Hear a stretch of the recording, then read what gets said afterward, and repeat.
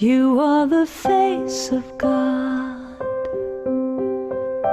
I hold you in my heart. You are a part of me. You are the face of God. You are the face of God. I hold you in my heart. You are a part of me. You are the face of God. You are the face of God. Tu es l'image de Dieu. I hold you in my heart. Tu es l'image de l'amour. You are a part of me. You are the face of God. You are the face of God. Tu sei la luce di Dio. I hold you in my heart. Tu sei il volto dell'amore. You are a part of me. You are the face of God. You are the face of love. The face of love. I hold you in my heart. You in my heart. You are my family. You are my family. You are the face of love. The face of love. You are the face of love. The face of love. I hold you in my heart. You in my heart. You are my family. You are my family. You are the face of love. The face of love. You are the face of God. The face of God. I hold you in my heart. You in my heart. You are a part of me. A part of me. You are the face of God. The face of God. You are the face of God. Eres la luz de Dios. I hold you in my heart. Eres la cara del amor. You are a part of me. You are the face of God. You are the face of God.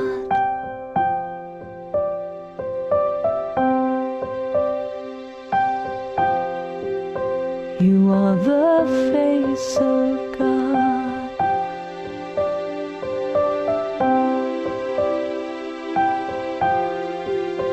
You are the face Tu sei la luce di Dio. You are the face You of are God. the face of God. You are the face Tu of es God. l'image de Dieu. You are the face You of are the face of God. You are the face Tu of sei God. la luz de Dios. You are the face You of are the face of God. God. You are the face Tu of God.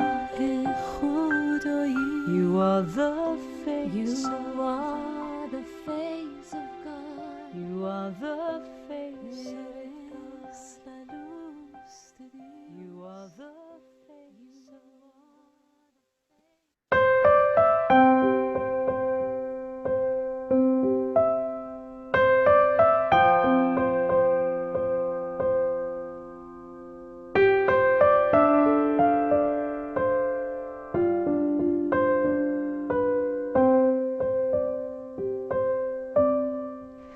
You are the face of God.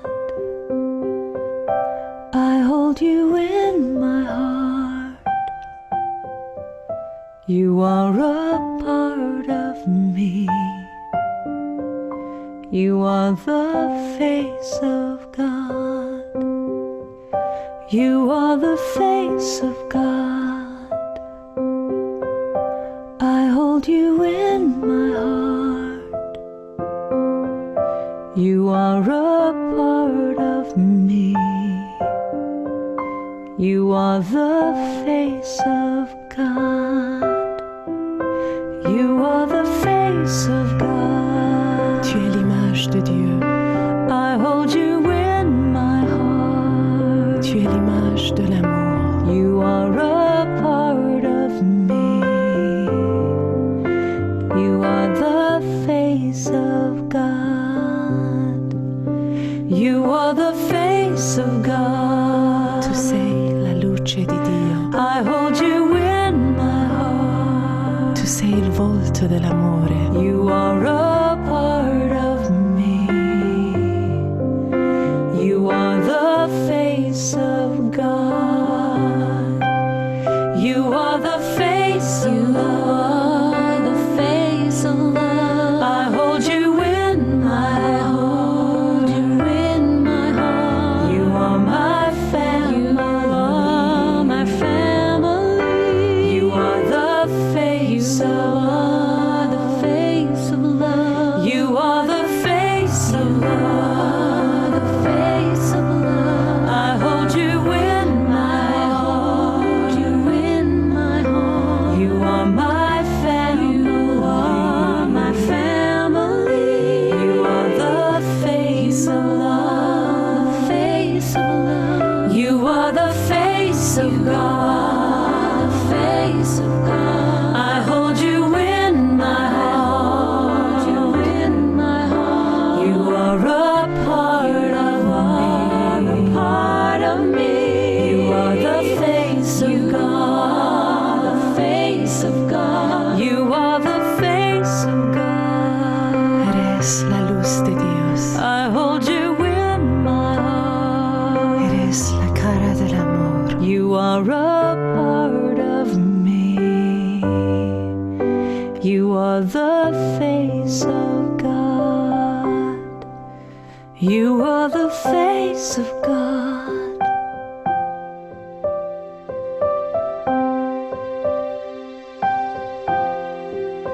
You are the face of God.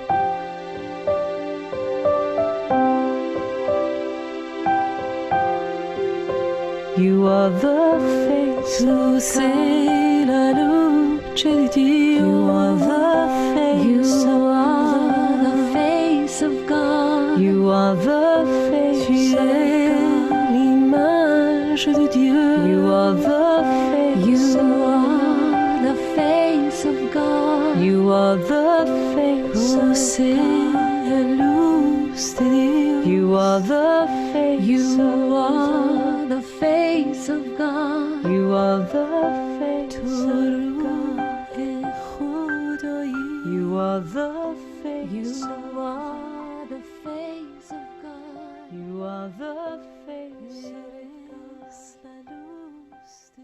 You are the face of God.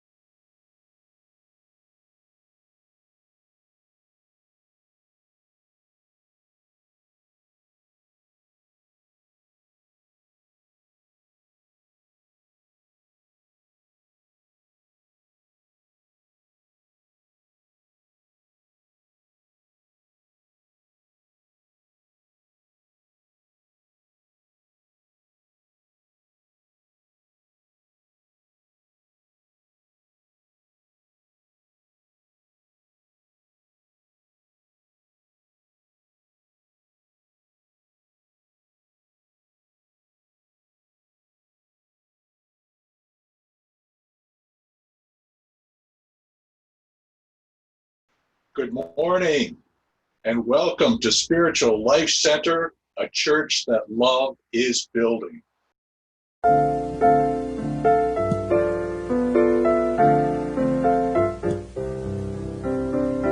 Surely the presence of the Lord is in this place. I can feel God's mighty power and God's grace.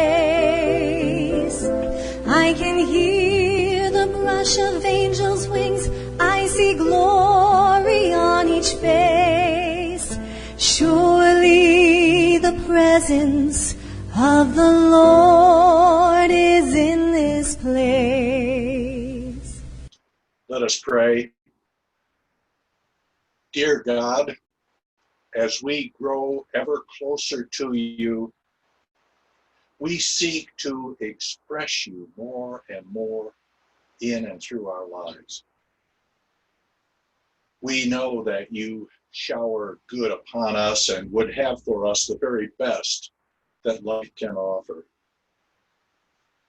We are coming to understand that as our awareness of you grows, our lives become better and better. Our minds lean into you and our hearts reach out to you. We ask that you take our lives and reshape them according to your divine plan. Speak to us this day, loving Spirit. Make known that which you would have us be and do. We come into your presence grateful for your gift of life that blesses us. Help us to know you, to love you, and to serve you in greater measure. This we pray in the name and through the power and in the nature of the Christ Spirit that lives within each one of us. Amen. This is the day that the Lord has made, We will rejoice and be glad in it, This is the day that the Lord has made. We will rejoice and be glad in it. This is the day that the Lord has made. In the silence there is a sacred place, a secret meeting place. Love is there. In the silence where every color blends and every rainbow ends, good is there. In the light now you find that you know peace of mind. In the silence, your path is paved in gold, and all your dreams unfold. Love is there, peace is there, truth is there, God is there.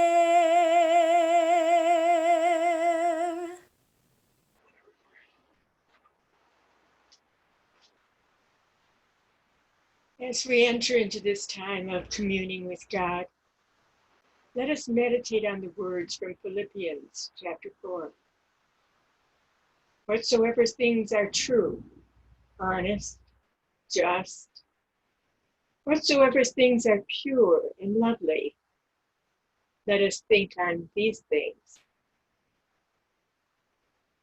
We have come here this morning to acknowledge your presence and power in our lives, to know you better, to feel your love in this room and in each other.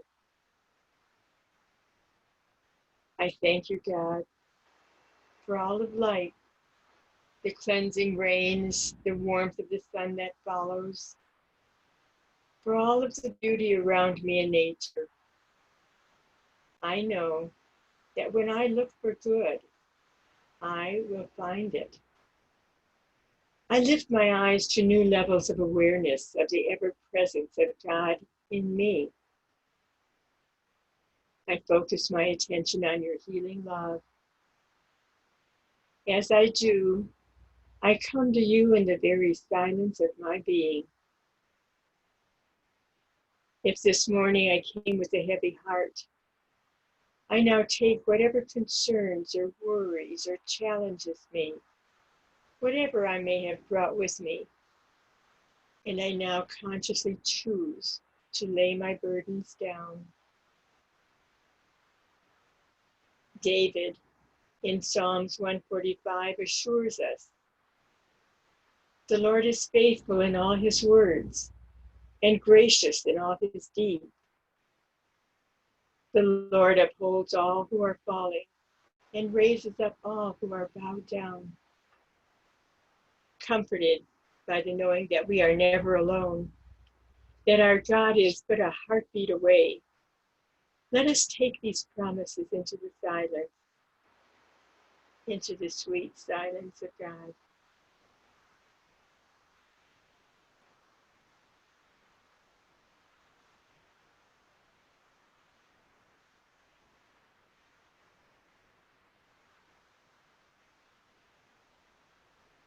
As I bring my attention back to this room and prepare to go back to my life as I live it, I am aware that I have many choices.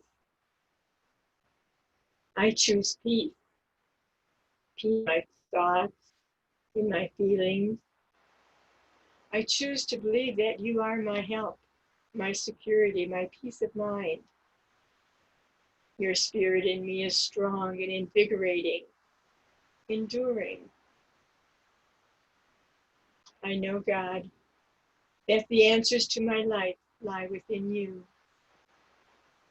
By turning to you, I am prospered in ways I may not be aware of. And so I relax now, fully aware of your spirit within me. I'm safe and secure. I'm protected and prospered. With your guidance and through your love, I realize that you are the true source of my happiness, my health, and my well-being. And so with a grateful heart, let us join together as we sing and pray the Lord's Prayer.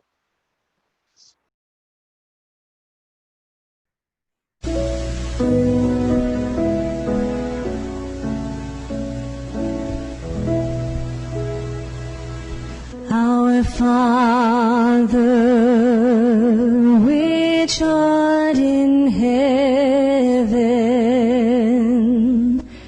hallowed be thy name. Thy kingdom come, thy will be done on earth as it is in heaven.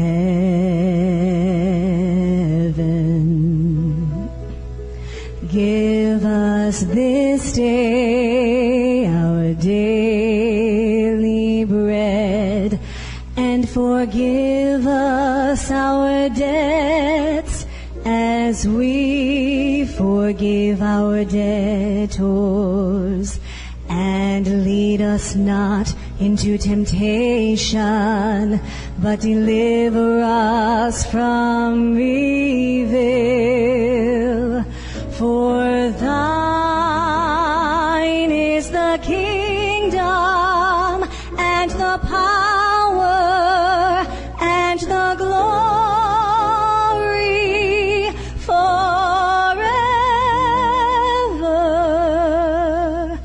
Amen.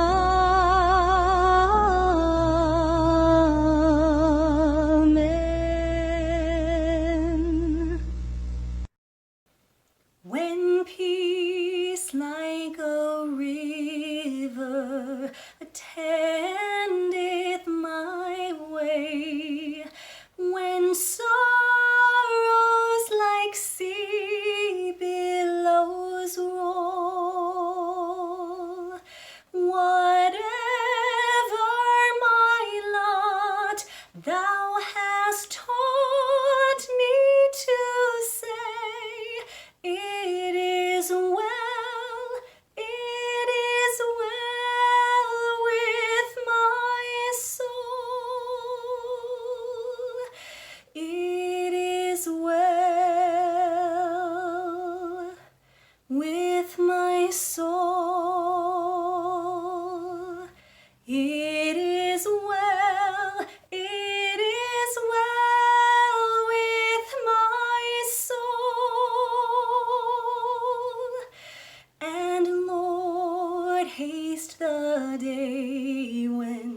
the faith shall be sight, the clouds be rolled back as I scroll. No pain shall be mine, for in death as in life, thou wilt whisper thy peace to my soul. It is well with my soul. It is well, it is well with my soul. It is well, it is well with my soul.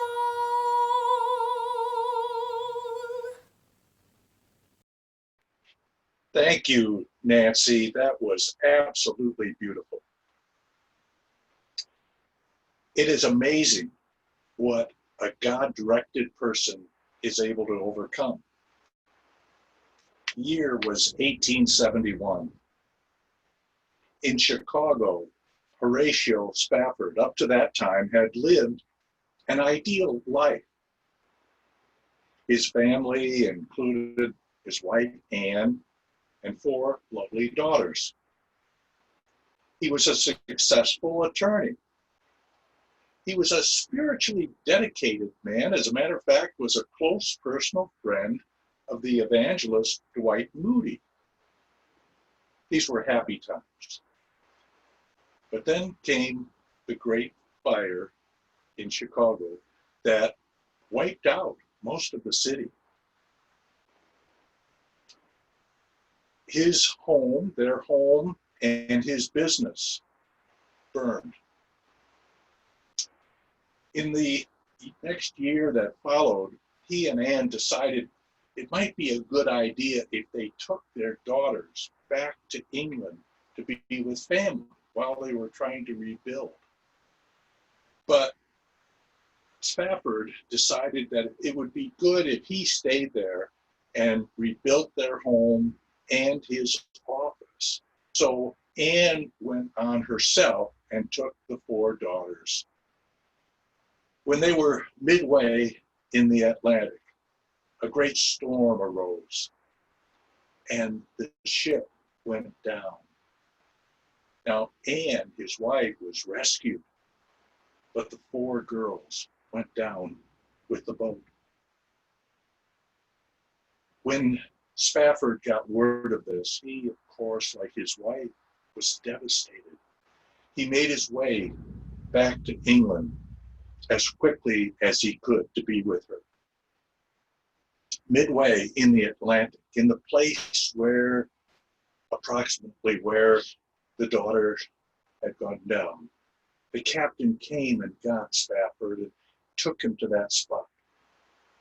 And he prayed silently for a time, and then went down to his cabin and wrote the words, "When peace like a river attendeth my way, and sorrows like sea billows roll, whatever my lot, thou hast taught me to pray. It is well, it is well with my soul." And later, these words and the words that he continued to provide in other verses were put to music, as Nancy shared so beautifully this morning.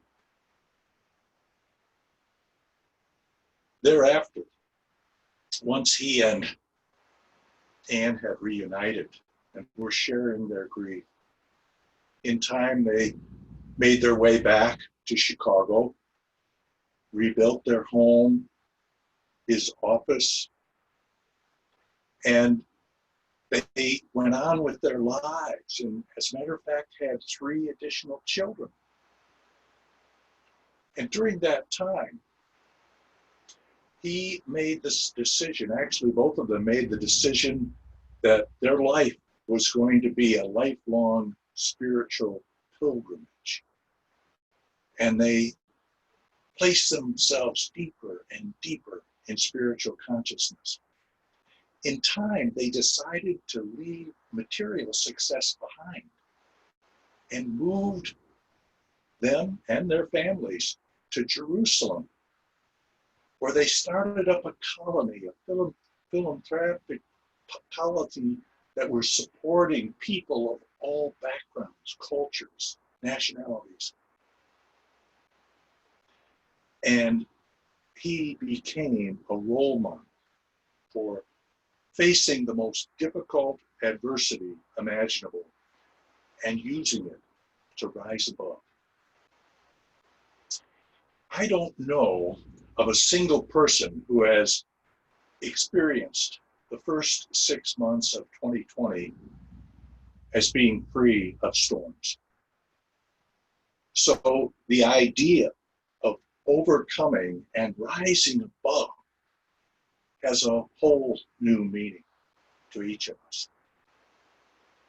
But dealing with these storms, we do well to check out our basis for doing so.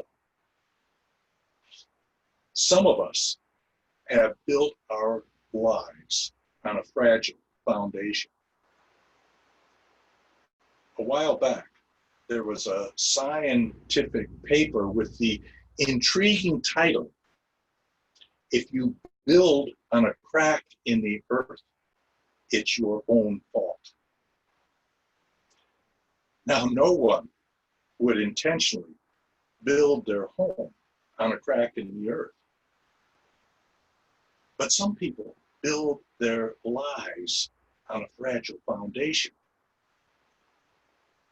What is it you are building your life based on? Is it your career or job, your family, your health, your finances? Can you see what a fragile foundation each of these is? Life's treacherous storms can quickly wash away such a foundation. But one foundation cannot be disturbed, and that is your unshakable faith in God. A Course in Miracles states that we have just two emotions, love and fear. It states that one is real and the other is insanity. Yes, it actually uses that term of describing fear as being insanity. One is given to you and the other you made. You were given love. You made up fear for yourself. And we each choose what we will live by. A book about Mother Teresa provides a similar slant. It states, if you are discouraged, it is a sign of pride because it shows that you trust your own powers. It can be understood another way. You either trust in God or you trust in fear. You place your trust, your faith in God, or your faith inevitably must be in the circumstances around you. Jesus makes clear where we are to place our trust. It is revealed in an overcoming at sea that is reported in 3 of the 4 Gospels. It's known as Jesus calming the storm. And this from the Gospel of Mark, chapter 4, beginning verse 35. That same day, When it was evening, Jesus said to the disciples, "Let us cross to the other side." So they left the crowd and took him away in the boat in which he was sitting. And a heavy squall of wind came on, and the waves dashed into the boat so that it was beginning to fill. He was in the stern, asleep on the cushion. And they woke him and said to him, "Master, does it make no difference to you that we are sinking?" Then he awoke and reproved the wind and said to the sea, "Peace, be still." And the wind went down, and there was a great calm. And he said to them, "Why are you afraid? Have you still no faith?" And they were very much frightened and said to one another, "Who can he be that even the wind and the sea obey him?" Now, this passage describes an ordinary state of consciousness where we're like a boat on the sea of life, asleep to the Christ within us. The boat represents our earthly consciousness, where anything can and does happen to us. Each of us, from time to time, encounters a storm in life, such as a health challenge, a relationship difficulty, a threat to our personal security, or some other issue. The I Ching, the ancient Chinese book of wisdom, states obstacles are a natural part of life, just as boulders are a natural part of the river. But the river does not become depressed or resent the boulders that are in its path. The great entrepreneur, Mary Kay Ash, founded the organization Mary Kay Cosmetics. Many people, though, do not know what happened to her right at the time it was about to launch. The very day, 40 years ago, before she was to begin the organization of Mary Kay Cosmetics, her husband, who was to be the financial officer of the company, died suddenly, unexpectedly. Now, at that point, all of Mary's friends, her attorney, her accountant, all of her advisors told her, "Mary, you need to just get a job and relax and go on with your life." Mary thanked them very much, but went ahead and launched her business that has been such a blessing to so many people, especially countless numbers of women around the world who have built their lives because Mary Kay had the fortitude to move forward despite the adversity facing them. It is helpful to observe that what Jesus does and does not. Jesus does not analyze the storm. He does not describe what's wrong with storms. Nor does he talk about the dangers that storms lead to. What Jesus does is turn to God, affirming, "Peace, be still." And the storm is calmed. Then Jesus asks a key question. "Why are you afraid? Have you no faith?" And in another version, he asks, where is your faith? And this question is so appropriate because for many people, their faith is centered on the wrong thing. If you place your primary focus on outer circumstances, then your faith is in what is upsetting you. You're placing your faith in fear. Now, when storms arise in our life, it's for a purpose. And it's well for us to be open to what this purpose might be. Because fear, in and of itself, is not bad. Fear comes as a messenger. So, accept the message, examine it, use the information, and send fear on its way. It's only when fear hangs around that it impacts you detrimentally. If instead you focus your attention on God, on truth, on your ultimate good, this will quickly begin to work on your behalf. In the midst of a difficulty, it is vital you maintain a spiritual focus, turning to the Christ within, trusting your intuition, knowing that God is the solution,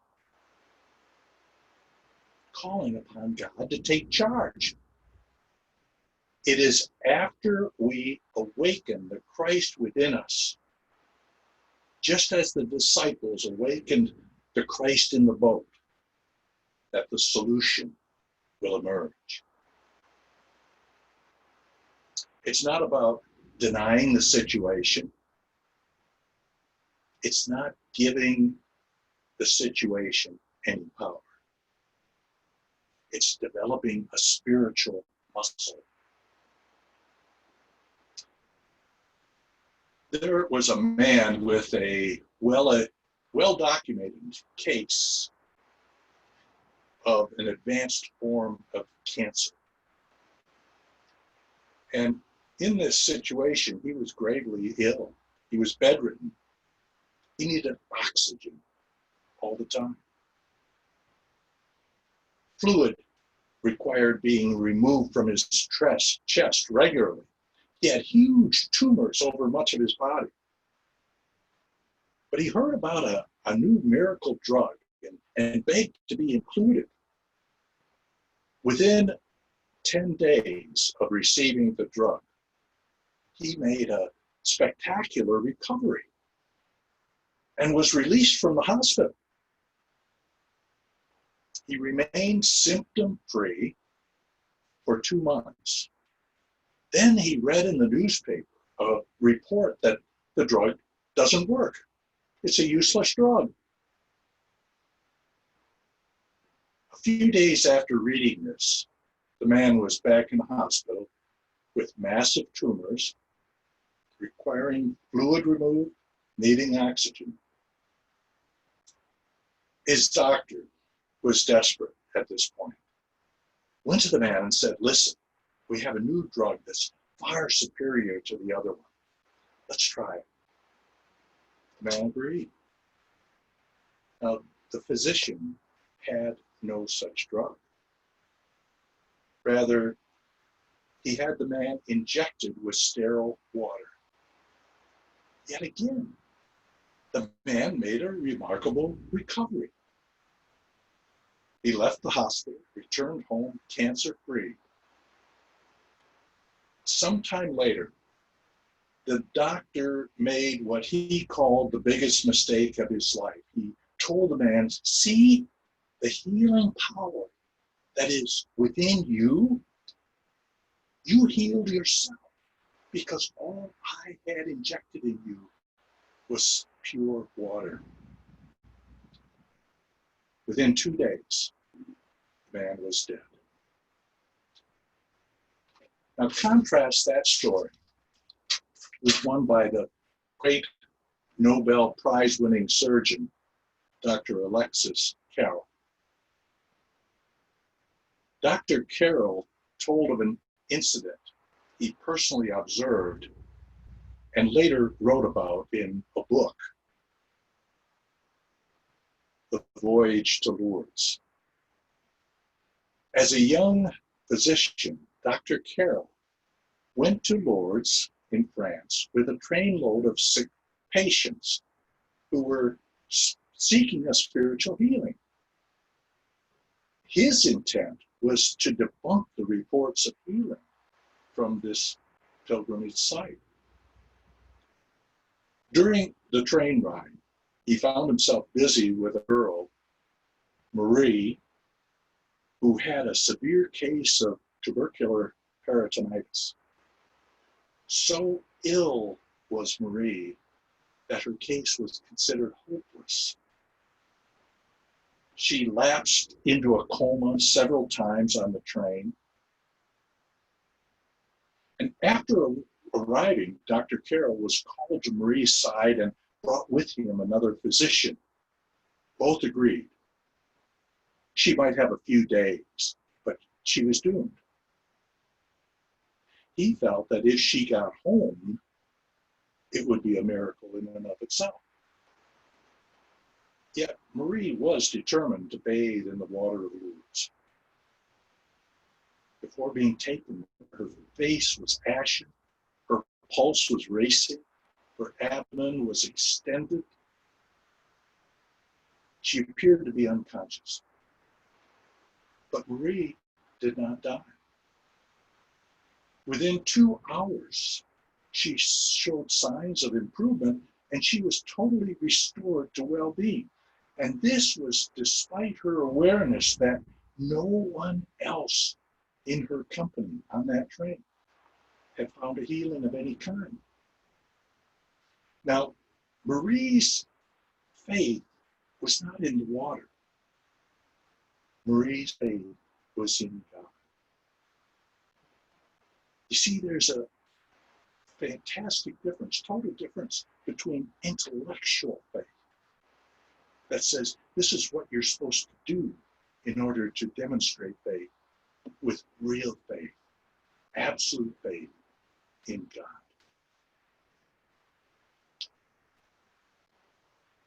Overcoming a storm can be your experience, individually or collectively,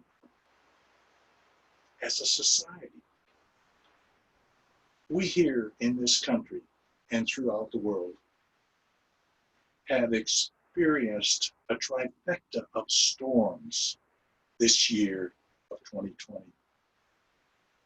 There is the pandemic, the economic difficulty as a result of that, and then racial unrest as a result of a series of police killings. Now, if we set our hearts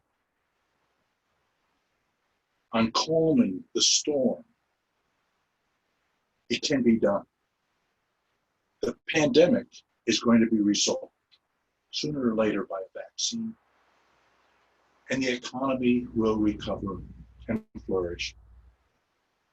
And the racial unrest can, if we set our hearts on calming the storm, result in a whole new dimension of justice and marvelous cooperation and connection between people of all colors and cultures, resulting in a harmony that is filled with hope. Remember, while a storm can be frightening, it can provide a cleansing. So allow it to be a cleansing agent that frees you of anything that might be blocking your path to Christ consciousness. Be aware that storms are intended to establish equilibrium. They carry enormous energy. When harnessed, for positive purposes can propel you and all of us forward to great achievements. Dear God, we are so grateful for your loving spirit alive in this world, alive in the lives of each person everywhere, that you are always available, always accessible, always responsive, and that your grace surrounds us all. Truly we are grateful. Truly we are blessed. And so it is.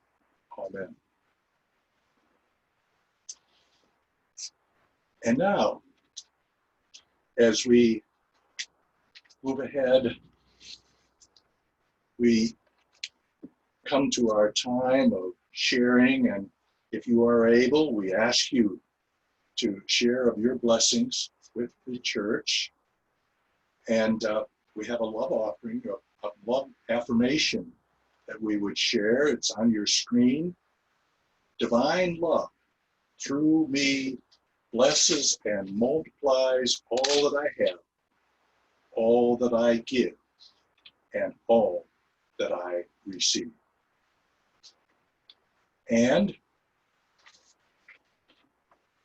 we would ask you to be aware that there are 3 ways to be able to give to the church.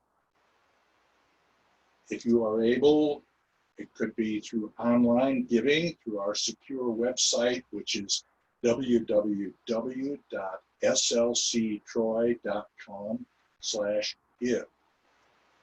Or a second way is to mail a check or money order to the church mailing address, which is 41340 Fox Run Road, number 106, Novi, Michigan, 48377. And a third way is to call with credit card information to the number 248-925-6214. We want to welcome any newcomers. If you're joining us for the first time today and would like to be on our email list, we would welcome you. You can do so by visiting our website, which is www.slctroy.com, and then just click on join email, and it'll just ask you to put your email address in. We'd be happy to send you all future emails about events, activities, upcoming services of the church, and this will keep you informed. If you have a prayer request, we invite you to send it to my email address, which is ronaldfscott@gmail.com, or call it in to my cell, which is 248-925-6214. If you can get this by the end of today to me, we'll see that your request is included on what goes out to some 35 members of our prayer team, as well as being passed on to Silent Unity, where they pray over these prayer requests for the next 30 days. We want to make you aware also, if you've not already heard about it, that we have decided that we will not reopen the church at the MEC, at the Management Education Center in Troy at this time, but we'll continue to hold our Sunday online services on YouTube. We received a questionnaire from people, and it was very clear that the majority of people favor continuing to conduct the church in this way. We are making a change in the Wednesday program. Rather than have the Wednesday prayer service that we've been having weekly for the last 3 months, we're going to begin coming this Wednesday, July 1st, with the whole new program that we call the Wednesday Spiritual Variety Program. We're going to have a variety of classes, Bible studies, music, and starting this Wednesday, we're going to have a group mastermind. So whether you're familiar with the mastermind process, have your own one, or if you would like to learn what the mastermind process is, please join us at 7 o'clock this coming Wednesday, and we'll have a process whereby everyone will be able to make a spiritual request, a request for their own lives, for the well-being of people broadly, or you can just observe without being involved. So if you would like to be involved in this mastermind request and are not otherwise on our email list, all you have to do is join the email list in order to get the information about how to do that. Finally, we would like to invite you to our Zoom coffee hour that starts at 11 o'clock or immediately following the service. You should have received an email with a new link for this time of connection. If not, contact us and we will get that information to you. Now, please join us in our peace summit and benediction.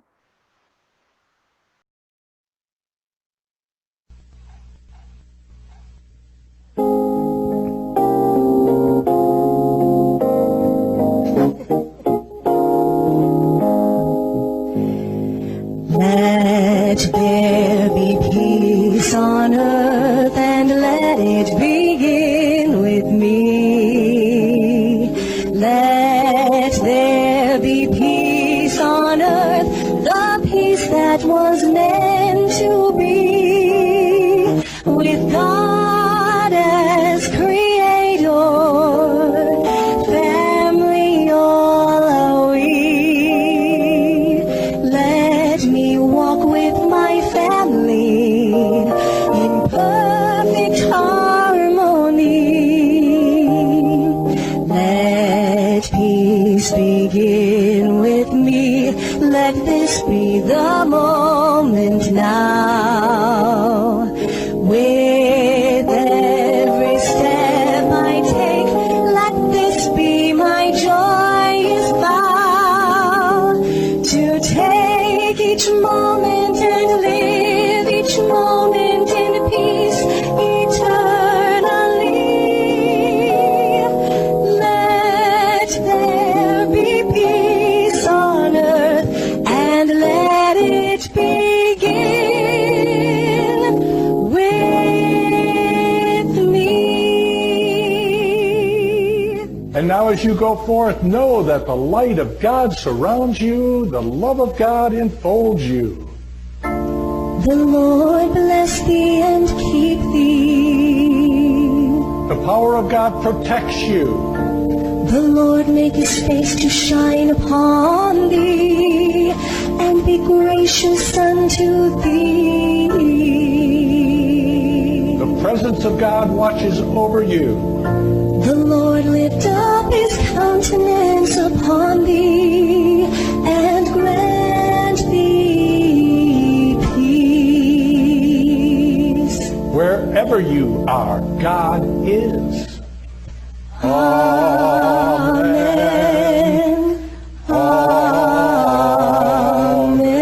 Amen. Go your way rejoicing. All is truly well.